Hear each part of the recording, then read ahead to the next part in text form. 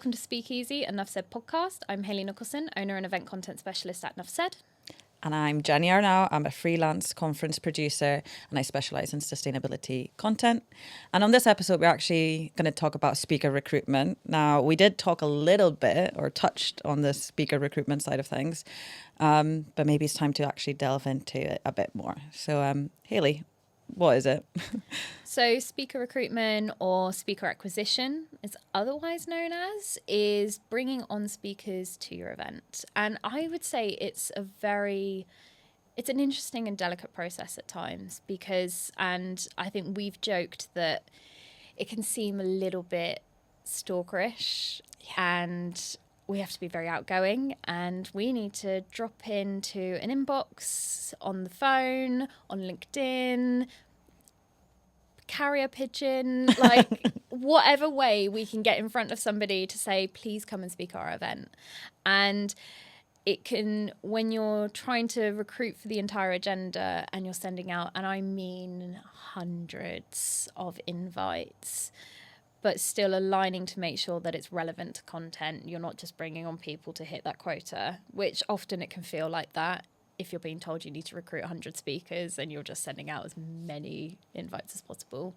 But it's a really interesting process, I think. And I think it's changed over the years. Yeah, completely. I would say we both started in this job pre-COVID. And I hate to bring up and say pre-COVID, but I don't know about you. When you started, I know we both had a similar way of coming into the role. We were trained by salespeople.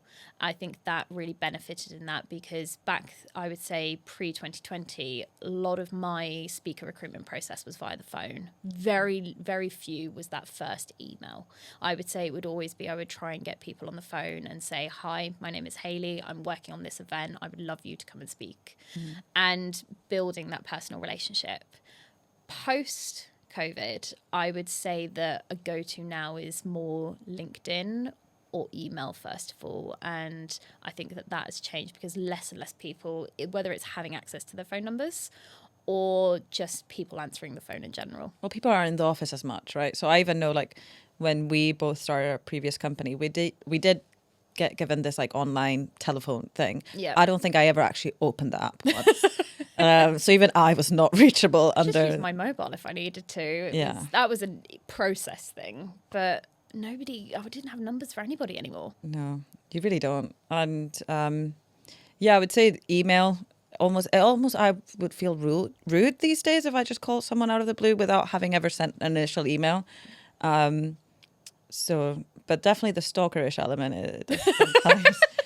Because I think you are actually stalking someone on LinkedIn, because a lot of times you do it to understand their experience as well. Like, does this match? What are they posting about? Yeah. Do they post about content that seems relevant to this session that I have in mind for them?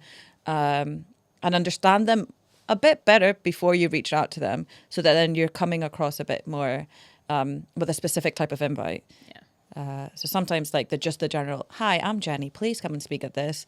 Oddly enough, not that many people answer that email. No, and I think that also brings in the personal element that you need to do to speaker recruitment. And yes, you can pretty much almost like a spray gun approach of doing a very generic invite, and you will get people that want that because maybe they want to boost their profiles. They want to start speaking, getting on the speaker circuit, or they want to come to your event. They know your event. But I think having a much more personal approach, it gets you the better speakers that are going to get not just better speakers, but the particular type of content that you're looking for, whether it's somebody that's going to deliver a case study or a particular profile on a panel. Yeah. And I think that the other side of it is we want to build a relationship with these people. And it's not just a one-time thing with the event. Often enough, they'll come and speak at future events, or how they incorporate into your brand with other, I would say, event content, pre-show, post-show, every kind of thing. And that's a big part of the speaker recruitment phase is relationship building. Yeah, and definitely. And I mean, this would be my kind of tip to people who want to be like speakers or recurrent speakers at events. Become my bestie. Oh, make my life easy. If you make my life easy, I will definitely come out and invite you more often. If you make my life hell, I do hold slight power in not inviting you back. Should we be saying this? It's the truth. It's the truth. I think, well, I was going to say, this is probably actually illuminating to people in industry, and it's all industries, but how do we choose people when it comes to researching people and who we want to come and speak on events? I know for me, first of all, it is a social media presence in terms of things on LinkedIn. And there's a lot of other industries that I work in where they do a lot on Instagram and TikTok as well, especially if one that comes to mind actually is accounting, because they're promoting themselves as accountants and bookkeepers. Accounting, I need to re-say that. For me, one that comes to mind is actually accounting and bookkeeping, because a lot of them promote themselves as accountants and bookkeepers to potential clients. Right. So they have really big social media presences to bring on new clients. And it's great to see. But then I can see that they're investing in their overall profile, and they probably want to come and speak at my event about what they're doing. And it builds their credibility. It builds the credibility of my speaker lineup, and it's all around works for everybody. I would say social media presence is one. Press releases is always another big one. Case studies. Case studies, what's coming out of the companies that they work for as well. I'd say as well, are they speaking at other industry events? That is who you notice and pick up.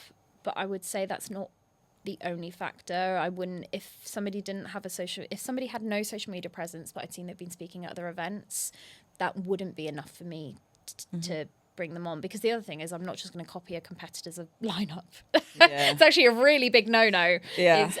But that's why I think having a social media presence is really important, because I want to discover new speakers. I love finding new speakers, like people that have, and working with first-time speakers as well, is because they want to know every bit of knowledge on how to deliver a good session.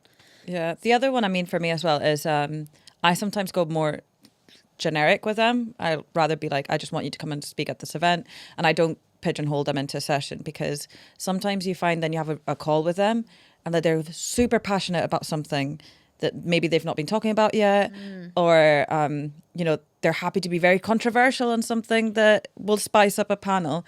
So a lot of times I'm like, I also seek what will get the best out of this speaker. Yes. Because some people are not designed to give solo presentations. Yeah. And you can quickly notice that. And you're like, would you be more comfortable in a panel? Yeah. And sometimes they get pushed by their comms teams to do presentations or whatever. And I always say to speakers, I want you to be comfortable. Yes. And because I'll get the best out of you, and so will the audience. So it's really trying to understand them by having a call with them before assuming anything about them. I mean, absolutely. Because I don't want to put somebody in a position where I want them to, at the end of the day, getting on stage is performing. Yeah. It may not be delivering a Greek monologue or, being the next star on the West End kind of thing, but it is still a level of performance. They get nervous as well. I mean, Absolutely. I would be. Oh, so I've got nervous when I've spoken on stage, and it's a little bit why I go and speak on stage at industry events, because I want to learn what my speakers go through, and what does their prep phase look like? What support do they need? What is it really like on stage? What tech kind of things do they need as well, and how to better brief them? But when you're in the speaker recruitment phase and you're speaking with somebody for the first time and you want to suss out their subject, whether it's something that you've already written or, like you said, we curate. That's the whole thing with these speakers. Like we always say, like we said, mini subject matter experts, but they are the subject matter experts. And how do we take our knowledge of what's happening in the industry and what's of interest to our audience, and then take their knowledge and make it fit into our programs? Then we create something special with them. Whether that's, a brand new panel discussion, maybe they're not comfortable doing a solo session, or just give them free rein. Yeah. Do you know what? I've had some fantastic speakers where I've given them free rein, and I've made sure that it stays in line with messaging, and if there's a commercial interest, and also brand voice. Brand voice to me is really important. But it's been so fun to watch speakers just deliver something completely unexpected.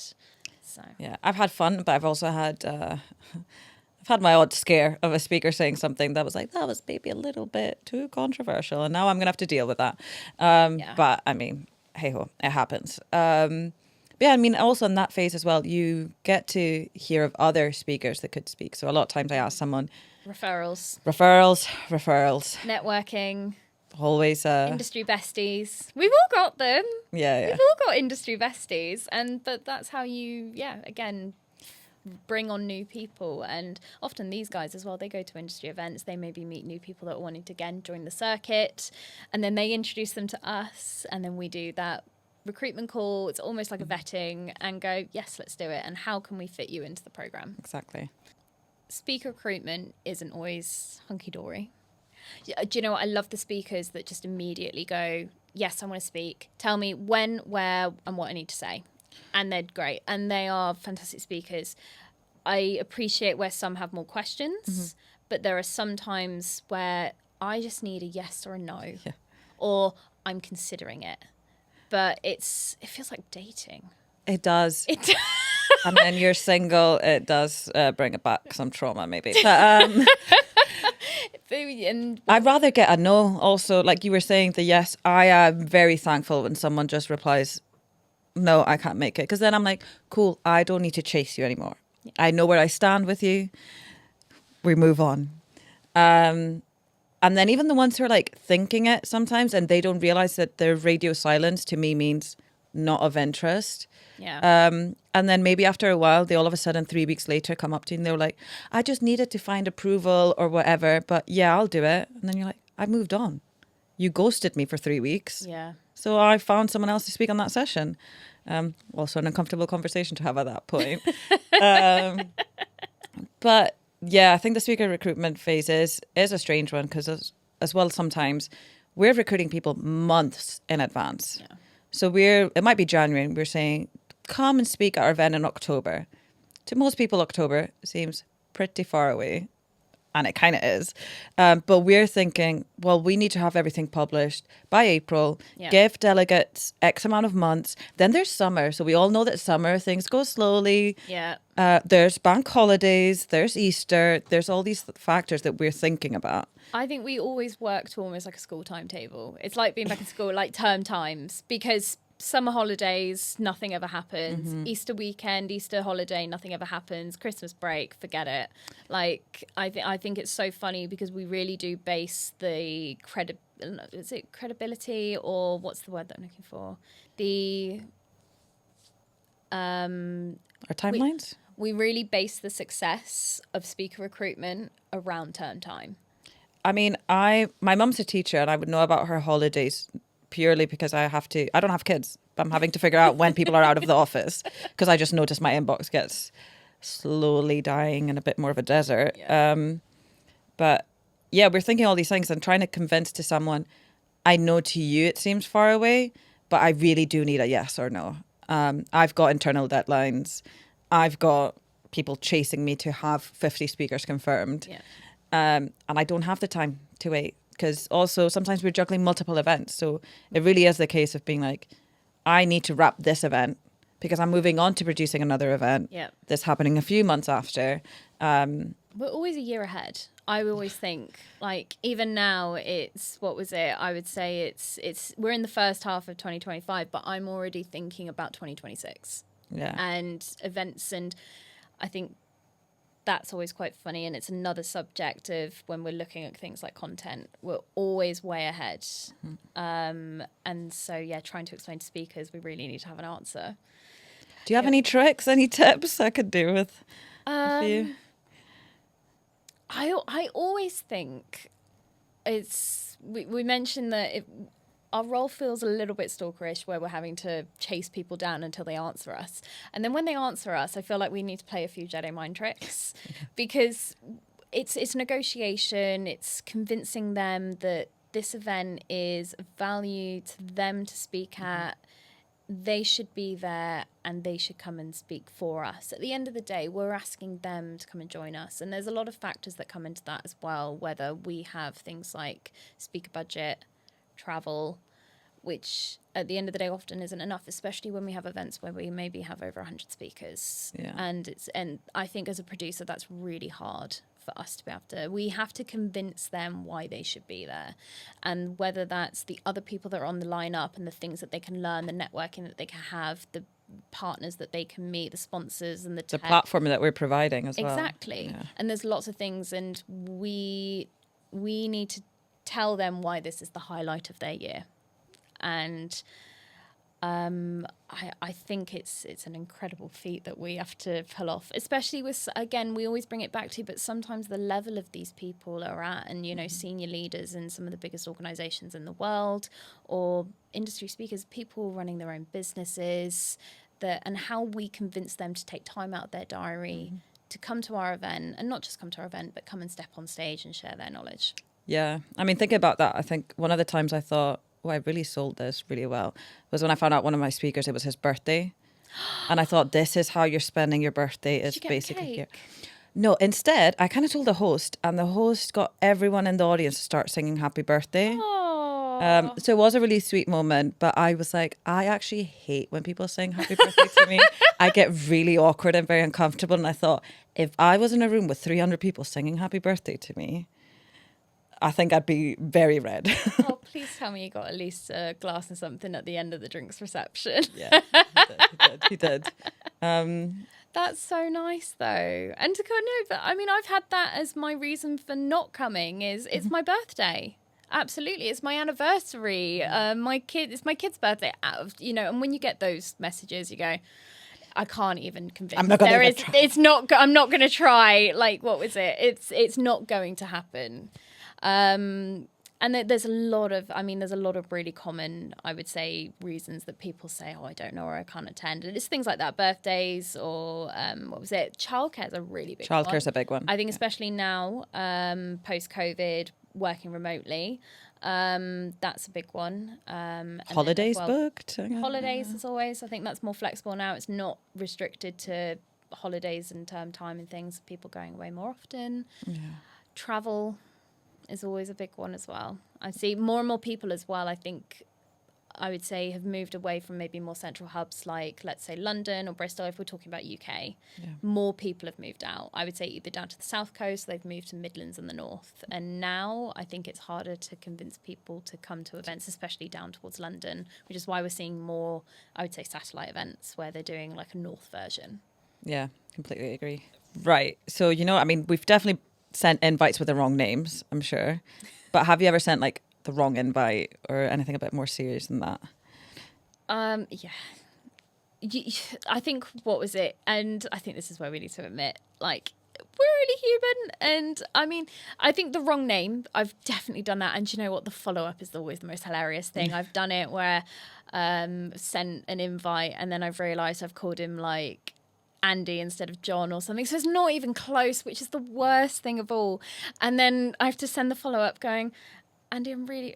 maybe I called him Andy and his name was John, whichever way. And I have to say, John, I'm so sorry. Like, I was just in the middle of sending lots of emails and try and recover with humility, and it never works. Do you know what? If you send an invite with the wrong name, you're never going to recover unless you know that person or you have an in with that person. But if it's a cold approach, you're never going to ever recover. I think one time I'd sent the wrong event details, in the sense of it was when I was working on a brand and I was working on multiple events, and I think I'd asked them to speak on one event in May and I really wanted them in June, or maybe it was the other way around, which was so much worse because of time frames. And that's not great. And that was, I'm going to say that was very early in career. It's not now. It doesn't happen anymore. Never. Absolutely not. Processes, technology, all the great things. But it happens. And the thing is, as well, we're human, and we put so much time and effort into these processes. Sometimes something slips, but our recovery is always the best thing. Sometimes, yeah, like I said, cold approach, you don't often recover from that. I've done it, though, to speakers that I've worked with so many times, and I've maybe sent them... sent an email, let's say I've said the wrong name, or I've answered the phone and I didn't realise who it was, and you can have that laugh with them. It's all relationship building. So. Yeah, I mean, definitely if people have surnames that sound like names, I've definitely done the whole other way around. Oh, like if their last name is James? Yeah. Yeah. Definitely called that a few times. What was it? I mean, you've worked with some great speakers. You've worked with some incredible speakers. And, like, I'm not just saying that. Like, I fangirl over some of your stories because I wish I'd lived them. Can you please tell me, and anyone that's watching, your like most hell yes, I can't believe I booked this person story? Who is your top person that you've worked with? I mean, I think it's just iconic. Is the only way I can describe it. her. Is. It really is. I love the story so much. And yeah, it was Joanna Lumley. Absolutely fabulous. She was absolutely fabulous. She's so iconic. Yeah. I literally, when you rang me and said, I can't remember if it was a phone call or if it was a Teams message, and you said, we've booked Joanna Lumley, I screamed out of pure jealousy and just admiration. So yeah, it was a pretty good win. Actually, my editor at the time was a bit like, oh, really, are we going for her? And then we did a bit of like research during a drinks reception that someone hosted, and everyone was like, yes, I'll be there. So we're like, we know it's going to be a packed end of day 2, if that's our closing keynote. But yeah, she was great. So actually, weirdly enough, I mean, a bit of an odd flavour to the podcast, but I was meant to have the pre-panel call with her. We're going to discuss the questions that we're going to ask her. And it was maybe like 2 weeks before the event. And on that morning, I found out my grandmother had passed away. So I did all the crying. I did the whole, what on earth is going on? And then the Teams on my phone pops up, or the calendar, and it was like, in 15 minutes time, call with Joanna Lumley. And I thought, what on worst timing. Yeah. So luckily I had my editor at the time on the call, and I was just like, hey, if I'm spaced out, I need you to just step up, because it all feels a bit like a fever dream at the moment. And I mean, I get it. Like, I think if it was any other kind of meeting, you just go, I'm not coming. I have personal things, but it's not just about work. It's like, this is a call with Joanna Lumley. You can't reschedule, and you have to do it. But I think it's also a testament to you that you went, I need to do this. So yeah, I mean, I think it was also just before her Netflix show, the most recent one. Motherland? No, I can't remember what it was called. It was a recent one that had Michelle, whatever her name is. Anyway, maybe cut this out because I can't remember. But yeah, I was like, that's not an easy call to reschedule. And the event is in 2 weeks' time, and it's our closing keynote, and we really need to make sure that, it's a good. Sometimes you just have to do what you have to do. I was just like, I'll brave it in. And it's part of the job, and sometimes, sorry, that sounds really bad. It's sometimes part of the thought process. We just have to do this. There's, like you said, she's an incredibly busy woman. Mm-hmm. You can't reschedule, and you have to just go for it. Yeah. So I just gave a bit of a heads up, and then I joined the Teams meeting and immediately greeted with Joanna Lumley, who just goes, aren't you looking beautiful, darling? And do you know what? That really calmed me. It centered me. And I was just like, really? I'm probably puffy and all, like, whatever. But I was just like, I just got called beautiful by Joanna Lumley. Oh, my God. I'd die. I'd retire. I'd retire in that moment. Like, that would be, like, I don't care what I do for the next 60 years of my life. I don't care. Like, that would just, yeah. Well, the thing is, like, I didn't really know what to expect, right? You do hear of these people that could be full-on divas, but she wasn't. She's a diva in another sense, but she wasn't like that. She's iconic. She's iconic. And it was a great conversation. And then on site, got a hug from her and all. And it was a great, I would say it's a good story I've got. I think these are the stories I'm excited to share for us. We've worked with so many people, whether that's keynote speakers, political figures, news presenters, celebrity speakers, all sorts, and industry speakers. And we've worked with so many people from all different walks of life. And that's what I'm really excited to share about, which is why I'm so excited the Joanna Lumley story is the first one. But it's I always say, and this is just kind of like the final thing to wrap up, I think what's so incredible is the people that we get to meet. 100%. Because if you'd ever tell me, like, I would get to meet, Eddie the Eagle, for example, and I would want him to be recruited for one of my events, and he would come and be, a speaker, I'd be like, what? Like, and instead, I'm just like, I just watched the Tara and Hugh Jackman movie. What do you mean? Or other big speakers, people that we see on the TV, and we get to say hello, shake their hand, and welcome them to our events. I'm like, what? This is insane. It is a very cool part of our event. Yeah.